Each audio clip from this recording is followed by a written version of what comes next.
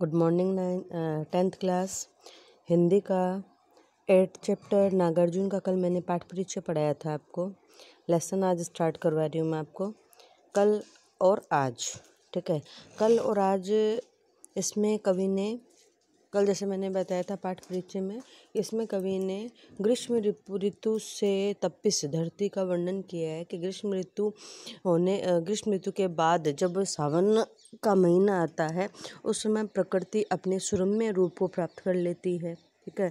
साथ में ही जो पशु पक्षी वगैरह होते हैं गर्मी की तपिश से परेशान होते हैं, और जैसे ही वर्षा ऋतु की ठंडक का उन्हें आभास होता है तो एक प्रकार का अलग ही मन आह्लादित होता है।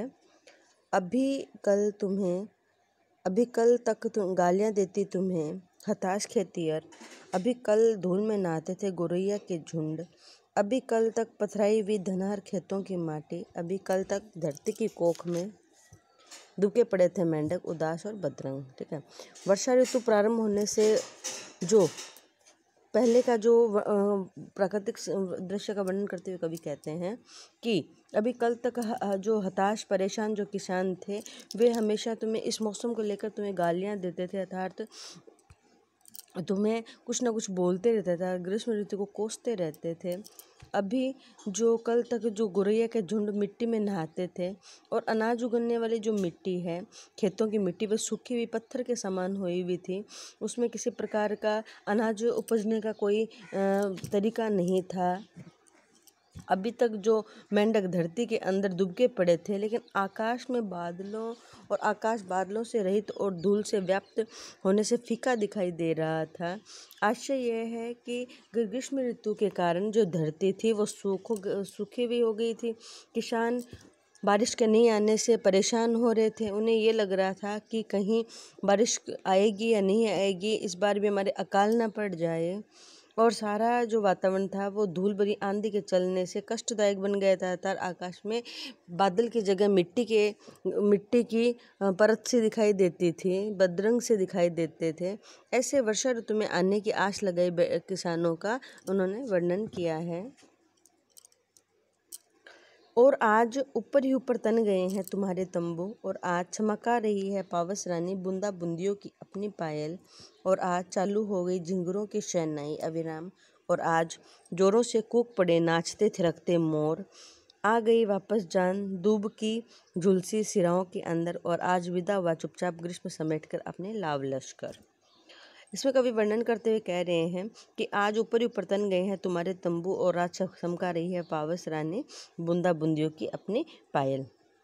कवि वर्णन करते हुए कह रहे हैं कि ग्रीष्म ऋतु के बीत जाने और वर्षा ऋतु के आरंभ हो जाने से बादलों में आकाश में बादलों की छटा छा गई है, अर्थात तंबू तन गए हैं, और वर्षा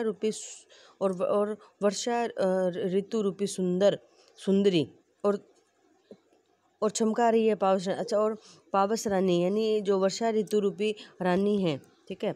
और वर्षा रूपी जो रानी है वह मानो अपनी पायल को चमका रही है, अर्थात बजा रही है। भाव ये है कि वर्षा की बूंदें छम छम कर जब तंबू पर गिरती है तो ऐसा लगता है मानो पायल बज रही है। इस मौसम में झिंगुर भी लगातार अपने स्वरूपी शहनाई को बजा रहे हैं। वर्षा ऋतु के स्वागत में वे ऐसे लग रहे हैं मानो शहनाई बजा रहे हैं। मोर भी नाच रहे हैं, थिरक रहे हैं और जोर से कलरव कर रहे हैं। आज वर्षा ऋतु के आगमन से धूप की गर्मी से झुलसी हुई उनकी नोकों के अग्रभाग में वापस ऐसे लगता है जान आ गई है, उनमें हरितमा उभरने लगी है, अर्थात हरी भरी हो गई है।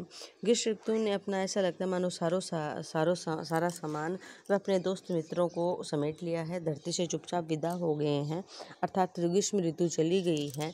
और वर्षा ऋतु के आने से जो प्राकृतिक छटा है बड़ी मनोरम दिखाई दे रही है। चारों तरफ हरियाली हरियाली दिखाई दे रही है, पशु पक्षी सभी के अंदर प्रसन्नता का आभास हो रहा है। इस प्रकार जो एक मौसम का सुरम्य जो चित्रण है वो दिखाई दे रहा है। इस तरह से कवि ने ये वर्णन किया है। सेकंड है उषा की लाली। उषा की लाली में अभी अभी से गई निखर, हिमगिरी के कनक शिखर, आगे बढ़ा शिशु रवि, बदली छवि देखता रह गया ऐपलक कवि, डर था प्रतिपल अरूप यह जादुई आभा, कहीं जाए न बिखर, उषा की लाली में भले उठे निखर, हिमगिरी के कनक शिखर। उषा की लाली में अभी से गई निखर। कवि वर्णन करते कहते हैं कि उषा की जो लालिमा है हिमालय पर्वत की चोटियों से स्वर्णिम चमक से निखर गई हैं, वे सोने के जैसी लग रही है। उषा हिमगिरी के कनक शिखर, जो हिमगिरी के जो पहाड़ है वो ऐसे लग रहे हैं मानो सूर्य की किरणें पड़ने से मानो वे चमक गए हैं और ऐसे लगता है मानो सोना चमक रहा है। जैसे जैसे उषा काल में सूर्य आगे बढ़ता है, कवि उसके बदले हुई एक छटा को एकदम देखता रह जाता है और आश्चर्यचकित हो जाता है। उस समय कवि को ये भय लगता है कि आगे बढ़ा शिशु रवि, बदली छवि देखता रह गया पलक कवि, डर था प्रतिपल ये जादुई आभा कहीं बिखर न जाए। उस समय कवि को भय हो रहा है कि कहीं प्रातःकालीन का ये चमत्कारी जो शोभा बदरंग न हो जाए, कहीं ये प्राकृतिक सौंदर्य शीघ्र बिखर न जाए। उषा की लाली में भले हो उठे निखर, हिमगिरी के कनक शिखर।